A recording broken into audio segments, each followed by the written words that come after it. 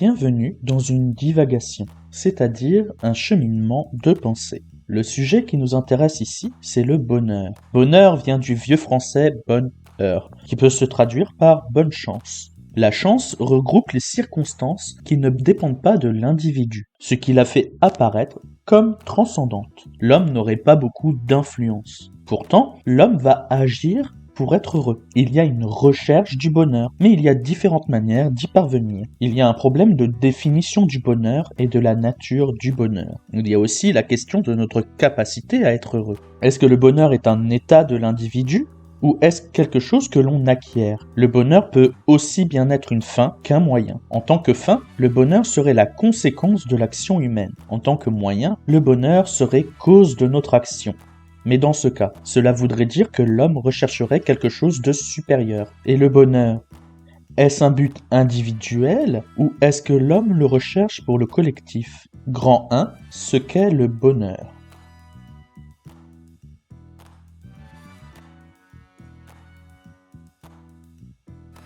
Première sous-partie, le bonheur comme don. Si le bonheur est quelque chose de transcendant, il ne serait pas terrestre, peut-être même un don du ciel, un don des divinités. Le problème serait que l'homme aurait une nature perverse. Il est jaloux, envieux, violent, etc. Certaines religions, comme le catholicisme, pensent que si l'homme n'est pas heureux sur terre, il le serait dans un autre monde. Mais pour cela, l'homme doit bien se conduire, lutter contre sa nature perverse. Ainsi, l'homme ne pourrait être heureux que par l'action de quelque chose de transcendant, par l'action de Dieu, par exemple. Ce serait une félicité de la nature, quelque chose d'inconditionnel et venant par hasard. Le bonheur n'est pas immanent, l'homme n'est pas le moteur du bonheur. Ici, le bonheur est une attente ou la recherche de quelque chose de supérieur à sa nature. Cette attente ou cette recherche est source de trouble. Paradoxalement, il n'y a donc pas de bonheur. Le bonheur peut-il être une absence de trouble, une absence d'embêtement ou de stress? Mais dans ce cas, le bonheur serait immanent à l'homme. Deuxième sous-partie, le bonheur comme ataraxie. L'ataraxie est l'absence de trouble de l'âme. C'est un concept utilisé dans les différentes philosophies grecques de l'Antiquité. L'individu doit agir de manière à ce que son âme ne soit pas troublée. Il faut qu'il y ait le moins d'éléments possibles qui viennent perturber un certain calme. Il nous paraît presque évident que les troubles sont l'opposé du bonheur. Mais existe-t-il des troubles positifs? Je vais vous lire un extrait de Lettres à Ménécée d'Épicure, philosophe grec né vers 342 et mort vers 270 avant Jésus-Christ. Il faut se rendre compte que parmi nos désirs, les uns sont naturels, les autres vains, et que, parmi les désirs naturels, les uns sont nécessaires et les autres naturels seulement. Parmi les désirs nécessaires, les uns sont nécessaires pour le bonheur, les autres pour la tranquillité du corps, les autres pour la vie même. Et en effet, une théorie non erronée des désirs doit rapporter tout choix et toute aversion à la santé du corps et à l'ataraxie de l'âme, puisque c'est là la perfection même de la vie heureuse, car nous faisons tout afin d'éviter la douleur physique et le trouble de l'âme. Lorsqu'une fois nous y avons réussi, toute l'agitation de l'âme tombe, l'être vivant n'ayant plus à s'acheminer vers quelque chose qui lui manque, ni à chercher autre chose pour parfaire le bien-être de l'âme et celui du corps. Nous n'avons en effet besoin du plaisir que quand, par suite de son absence, nous éprouvons de la douleur. Et quand nous n'éprouvons pas de douleur, nous n'avons plus besoin du plaisir. C'est pourquoi nous disons que le plaisir est le commencement et la fin de la vie heureuse. En effet, d'une part, le plaisir est reconnu par nous comme le bien le plus primitif et conforme à notre nature. Et c'est de lui que nous partons pour déterminer ce qu'il faut choisir et ce qu'il faut éviter. D'autre part, c'est toujours à lui que nous aboutissons, puisque ce sont nos affections qui nous servent de règles pour mesurer et apprécier tout bien, quelconque si complexe qu'il soit. Mais, précisément parce que le plaisir est le bien primitif et conforme à notre nature, nous ne recherchons pas tout plaisir.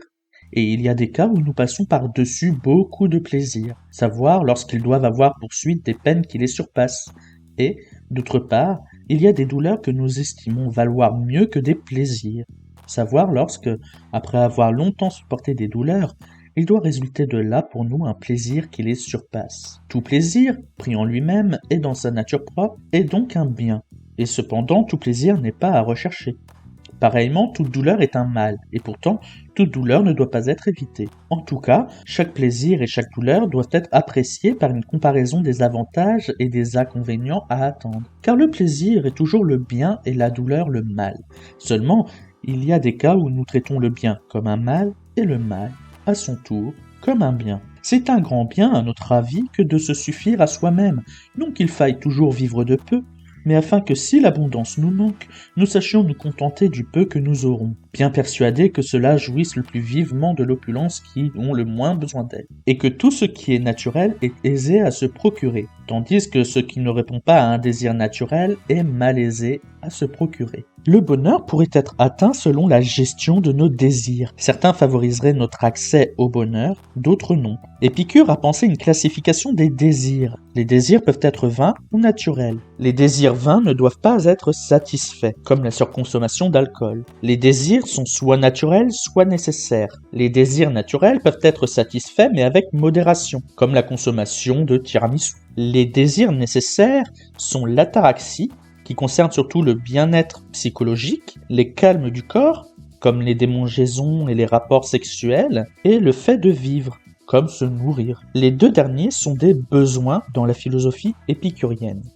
Les choix que font les individus déterminent la nature du bonheur. Nous ne sommes pas le même homme si nous considérons le bonheur comme jouissance sensible ou comme contemplation, c'est-à-dire réflexion ou activité intellectuelle. Il existe deux conceptions différentes, le démonisme et l'hédonisme. Le démonisme est une morale du bonheur individuel qui s'exerce dans la sobriété, parfois même dans l'ascétisme. L'hédonisme est une morale des plaisirs. Le bonheur est ici pensé comme satisfaction et accumulation des désirs. Troisième sous-partie, le bonheur dépend de la vision des individus. Je vais me référer ici à un texte d'Aristote dans Éthique à Nicomaque. À en juger par le genre de vie qu'il mène, le bien, c'est-à-dire le bonheur, la masse des hommes, c'est-à-dire les gens les plus grossiers, ont tout l'air, comme on pouvait s'y attendre de leur part, de penser que c'est le plaisir, car c'est là la seule façon d'expliquer que la vie qu'ils préfèrent, c'est la vie de jouissance. Les principaux genres de vie sont en effet, tout bien pesé, au nombre de 3, celui que je viens de dire, puis la vie politique, et, en troisième lieu, la vie contemplative. Donc, la masse des hommes se révèle comme de vrais esclaves. C'est la vie de bestiaux que la vie de leur choix. Nous leur accordons cependant la parole, parce que la masse des gens en place ont les mêmes goûts que Sardanapale. Toujours à en juger d'après le genre de vie qu'ils mènent, les hommes du monde, c'est-à-dire les hommes d'action, ont tout l'air de penser, comme cette fois encore on pouvait s'y attendre, que le bien, ce sont les honneurs, car telle est ordinairement la fin de la vie politique. Il saute aux yeux pourtant que c'est là quelque chose de plus superficiel que ce que nous cherchons. De l'aveu de tout le monde, en effet, les honneurs sont à la merci de ceux qui honorent plutôt que de ceux qui sont honorés. Or, nous pressentons, avant même tout examen, que le bien est quelque chose qui nous est personnel et que l'on peut difficilement nous enlever. En outre, les gens dont nous parlons semblent ne poursuivre les honneurs que pour y trouver des motifs de croire qu'ils sont eux-mêmes bons. Ce qu'il y a de sûr, en tout cas, c'est qu'ils cherchent à être honorés par des hommes de jugement, et dont ils sont connus, et pour leur vertu. Preuve que, à s'en tenir à leur propre point de vue, la vertu est quelque chose de supérieur. Peut-être donc sera-t-on amené à penser que c'est plutôt la vertu qui est la fin de la vie politique. Mais il saute aux yeux qu'elle est, elle aussi, trop peu finale pour ça. Car, de l'aveu de tous, il peut arriver que celui qui possède la vertu passe toute sa vie à dormir ou à ne rien faire, et en plus, qu'il soit en butte aux pires souffrances et aux pires malheurs. Or, qui mène pareille vie, nul ne le dira heureux, sinon pour le plaisir de soutenir une thèse paradoxale. En voilà assez sur ces deux premiers genres de vie, car nous en avons déjà suffisamment parlé dans un livre qui est entre toutes les mains. Le troisième, c'est la vie contemplative, dont nous ferons l'examen tout à l'heure. Nous pouvons reconnaître à l'homme une tendance naturelle à se compléter dans la vertu, c'est-à-dire selon une certaine idée du devoir. L'auteur va faire correspondre 3 types d'hommes auxquels correspondent des idées ou des sens différents du bonheur.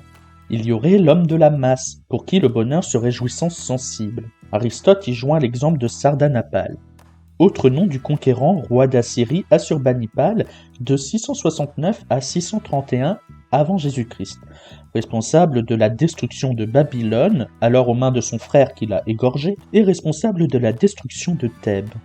Il avait la réputation d'être l'un des rares hommes lettrés, intelligent mais capricieux, il était réputé pour faire de nombreuses festivités. pour beaucoup manger, pour ses nombreuses orgies et relations tant hétéro que homosexuelles. Il se travestissait parfois pour accueillir des délégations étrangères. Il était heureux quand il répondait à ses caprices sensuels et sensibles. Le deuxième type d'homme serait le citoyen ou l'homme politique, qui pense le bonheur comme la reconnaissance publique et les honneurs. Le troisième type d'homme est le philosophe, pour qui le bonheur est contemplation et exercice de la vertu. Il y aurait donc plusieurs voies d'accès au bonheur. Toutes concernent l'action ou le principe d'action des hommes. Grand 2, le bonheur comme principe d'action des hommes.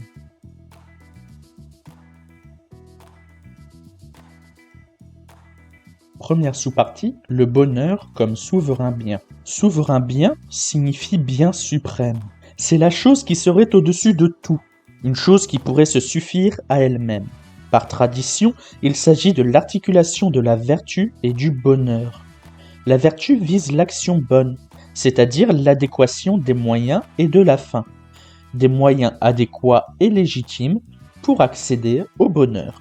Le souverain bien est donc une fin et un signe de l'accomplissement d'un processus naturel en l'homme, un droit de l'homme de vivre dans ce but. Deuxième sous-partie, le bonheur comme accomplissement de l'homme. Je vais vous lire un deuxième extrait de l'Éthique à Nicomède d'Aristote. Pour l'instant, nous rend indépendants, admettons-le, ce qui, le posséda-t-on seul, rend notre vie digne d'être vécue et délivrée de tout besoin. Or, tel est, croyons-nous tous, le bonheur. Et, en outre, nous le croyons la chose la plus digne de choix par l'addition du bien le plus minime. Toute addition rend plus grande la somme des biens, et, parmi les biens, celui qui est le plus grand est toujours plus digne de choix.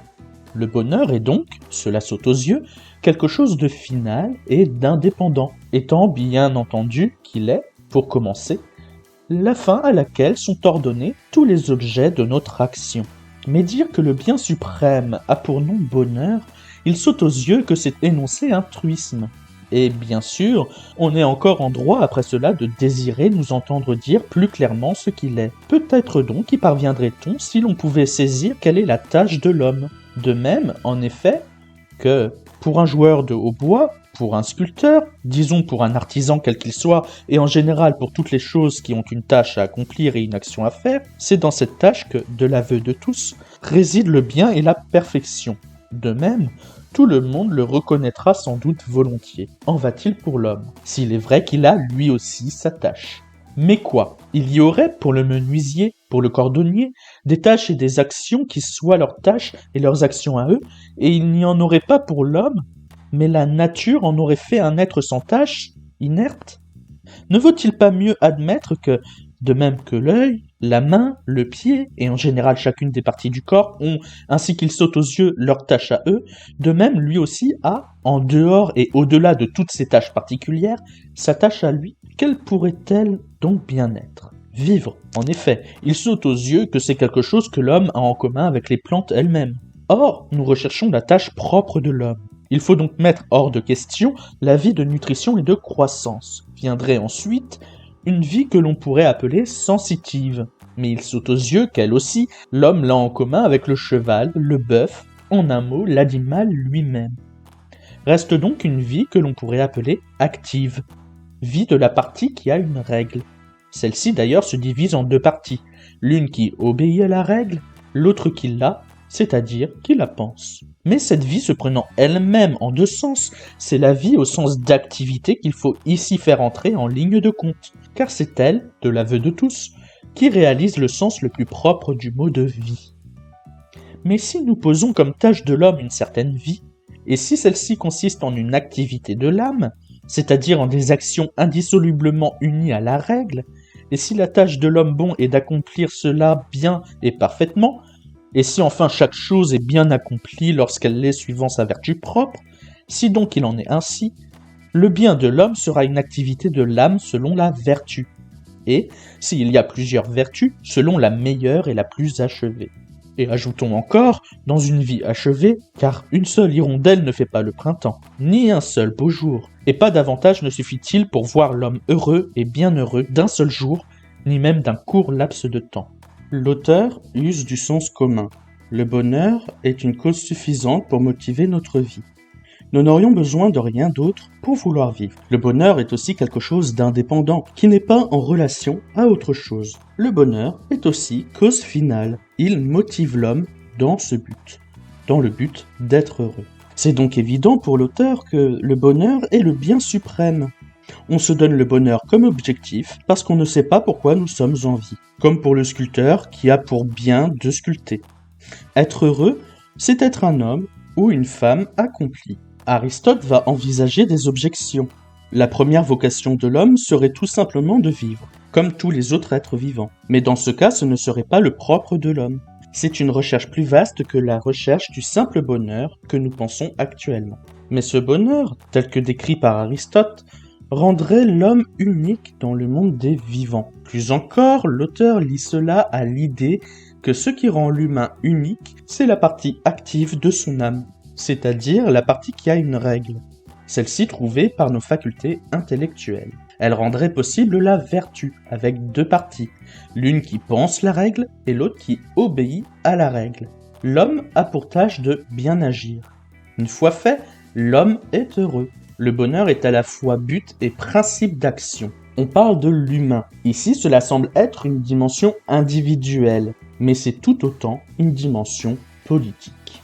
Troisième sous-partie, le bonheur comme principe d'action politique. La philosophie utilitariste nous permet de penser l'implication du bonheur dans une dimension politique. Je me référerai au principe de la morale et de la législation de Jeremy Bentham.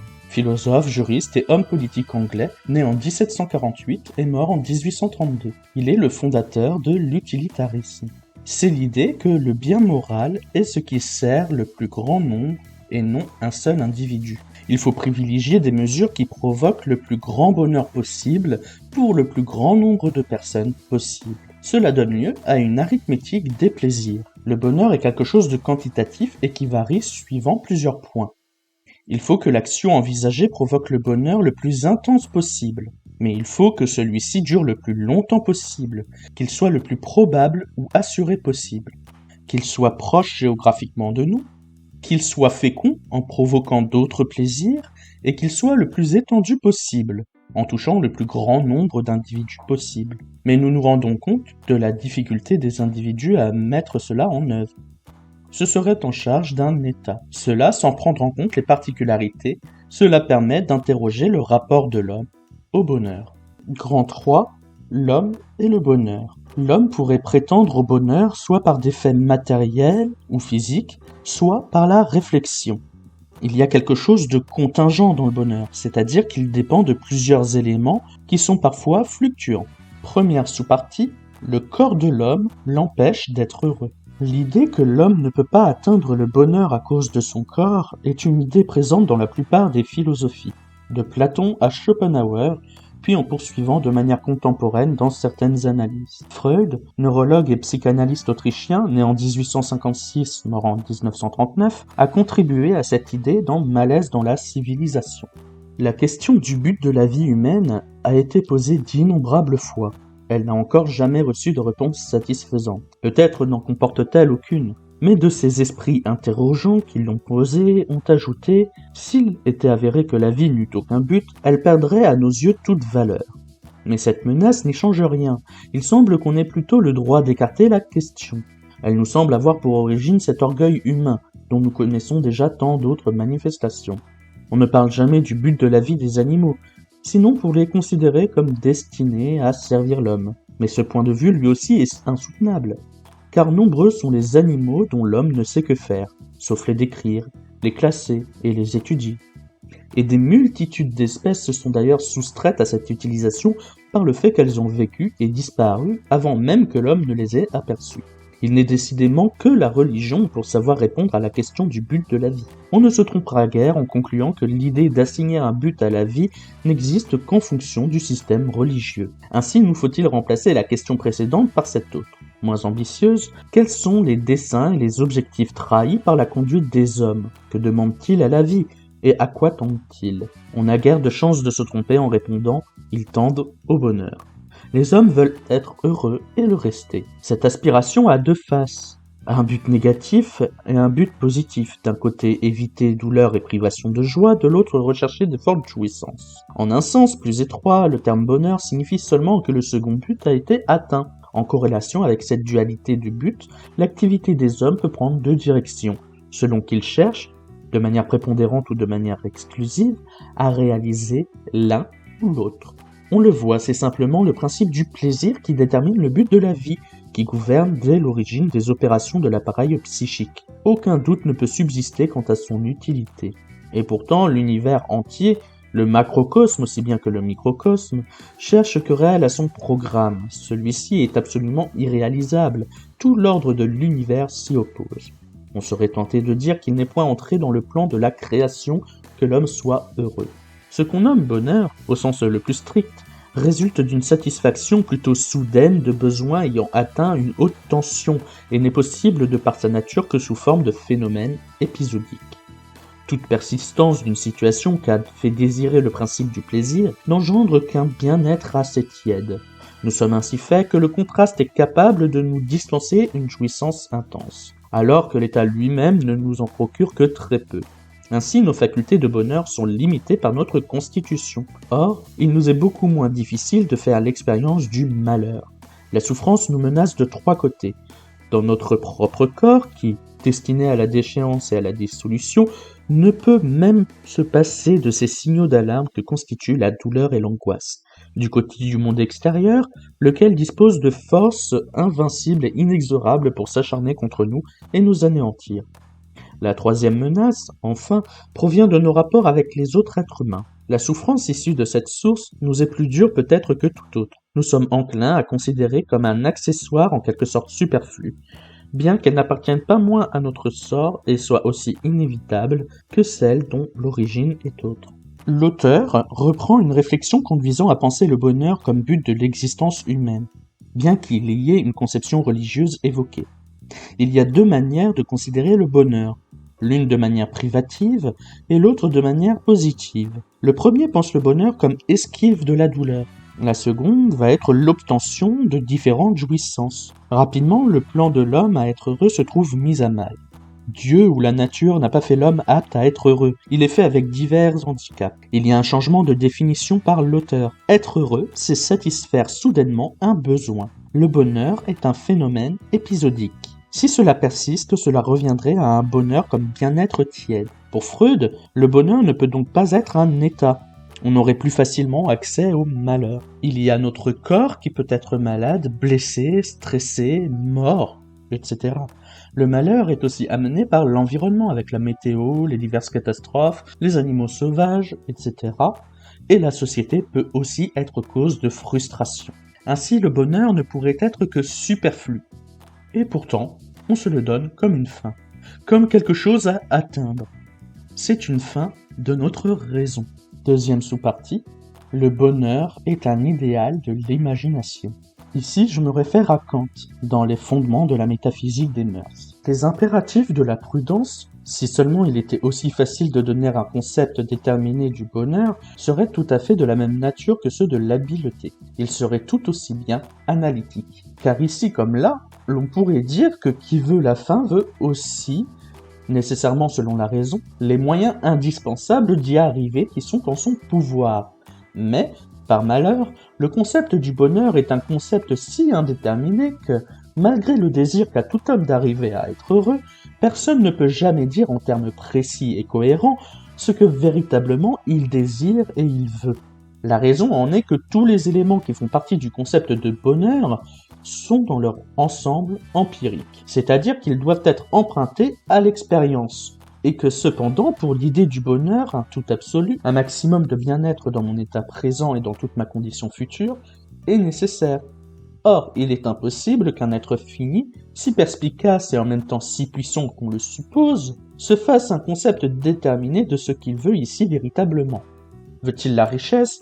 Que de soucis, que d'envie, que de pièges ne peut-il par là attirer sur sa tête? Veut-il beaucoup de connaissances et de lumière? Peut-être cela ne fera-t-il que lui donner un regard plus pénétrant pour lui représenter d'une manière d'autant plus terrible les maux qui jusqu'à présent se dérobent encore à sa vue et qui sont pourtant inévitables. ou bien que chargé de plus de besoins encore ses désirs qu'il a déjà bien assez de peine à satisfaire. Veut-il une vie longue? Qui lui répond que ce ne serait pas une longue souffrance? Veut-il du moins la santé? Que de fois l'indisposition du corps a détourné d'excès ou y refait tomber une santé parfaite, etc. Bref, il est incapable de déterminer avec une entière certitude, d'après quelques principes, ce qui le rendrait véritablement heureux. Pour cela, il lui faudrait l'omniscience. On ne peut donc pas agir, pour être heureux, d'après des principes déterminés, mais seulement d'après des conseils empiriques, qui recommandent, par exemple, un régime sévère, l'économie, la politesse, la réserve, etc.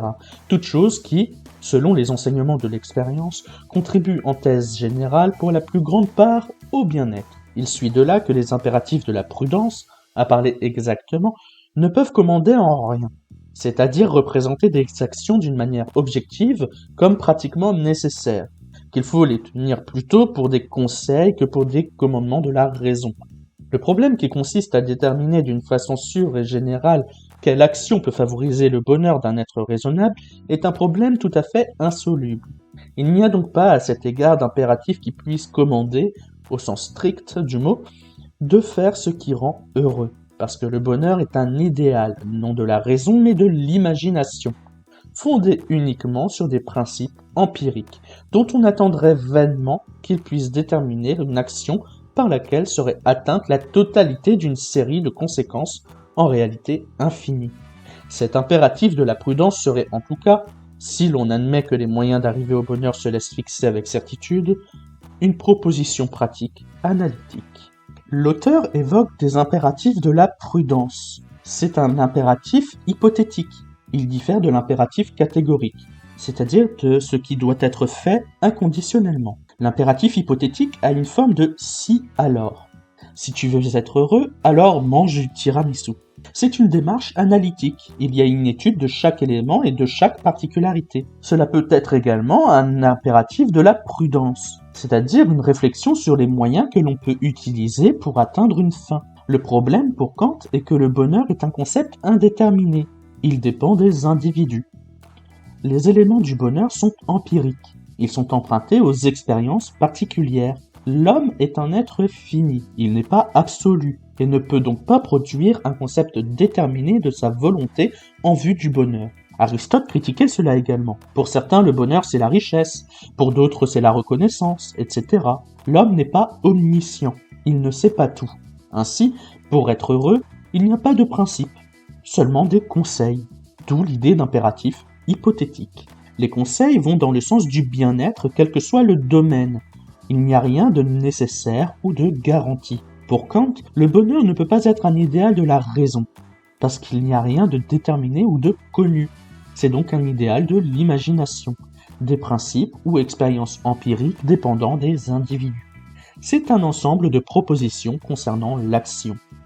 Il y a la mise en œuvre de techniques pour être heureux. Le bonheur est un travail humain concret. On peut être heureux avec autrui, on peut être heureux par le fait d'être en vie, on peut être heureux par l'exercice de certains loisirs, on peut même être heureux par le travail. Merci d'avoir été à l'écoute et à bientôt.